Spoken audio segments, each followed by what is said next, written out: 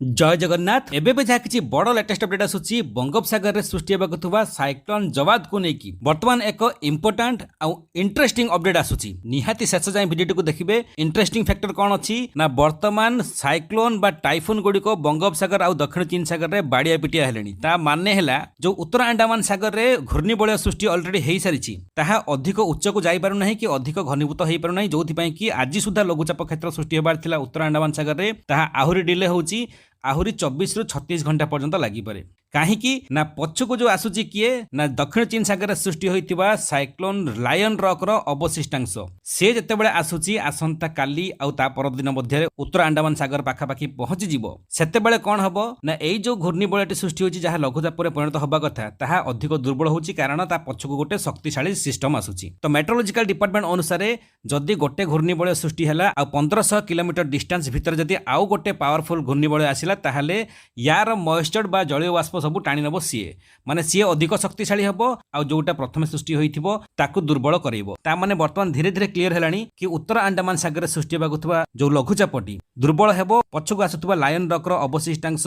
आसिक यादरे मिसिबो मिसिकी एमाने शक्तिशाली हेबे। किंतु इंटरेस्टिंग फैक्टर आउ गोटे आसुची कोन ना पछकु आउ गोटे साइक्लोन बा बात्यार अवशिष्टांश मध्य वियतनाम देकी सेम से बंगोपसागर भितर को पसुची जार ना रहिछि कुंपासु। तो कुंपासुर अवशिष्टांश मध्य आसीबो सी कहबो कोन ना तते भी मु घनीभूत होबा पई देबिनी कारण मु पछक आसुची आउरी शक्तिशाली मु हेबी। तो तेणु करी एमिति जो कन्फ्लेक्शन क्रिएट हेछि वर्तमान सब मॉडल मानकर मुंड गुडुम केही भी वर्तमान सठिक अपडेट देई पारिबे नाही जते पर्यंत आगकू आसंता 24 रु 36 घंटा मध्य लो प्रेशर एरिया बा लघुचाप क्षेत्र सृष्टि न होइछि तार इंटेंसिटी केते रहिबो बा केते घनीभूत हबो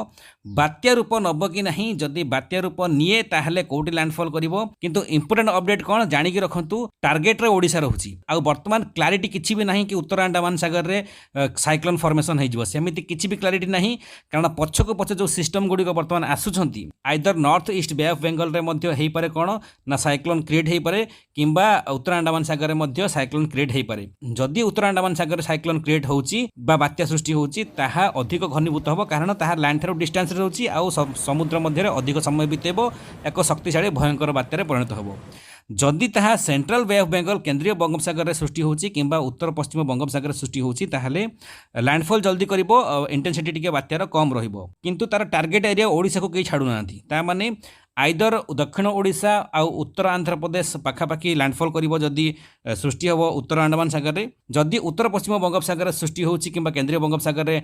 बात्या सृष्टि होउची ताहाले ओडिशा पश्चिम बंग एई दुईटी एरिया मध्य कौन से एक जगह लैंडफॉल करि पारे। तो तेणु करी टार्गेट एरिया रे ओडिशा एपट हो न सेपट हो रहउची साइक्लोन फॉर्मेशन हबार चांसेस तो अच्छी किंतु केते इंटेंसिटी रहिबो केते घनीभूत हबो बा को दिग को गति करिवो कोठी लैंडफॉल करिवो केही भी वर्तमान प्रोजेक्शन देई पारु नाहंती कारण पछको पछ सेपट दक्षिण चीन सागर आडू बार बार टाइफोन गुड़िक बा साइक्लोन गुड़िक फॉर्मेशन होची जार अवशिष्टांश गुड़िक आसिक मिसुची कोठी ना बंगोपसागर रे। तो तेणु करी एई जो घूर्णिबलयटी केवल 5.8 किलोमीटर पर्यंत समुद्र सतह ठारू विस्तृत रही से अधिक उच्च को जाई पारु नाही कि अधिक घनीभूत होई लो प्रेशर रे कन्वर्ट हेई पारु नाही। आसता 26 घंटा मध्य जहाँ भी हेले कन्वर्ट हबो कारण अवशिष्टांश लाइन रक मिसिबो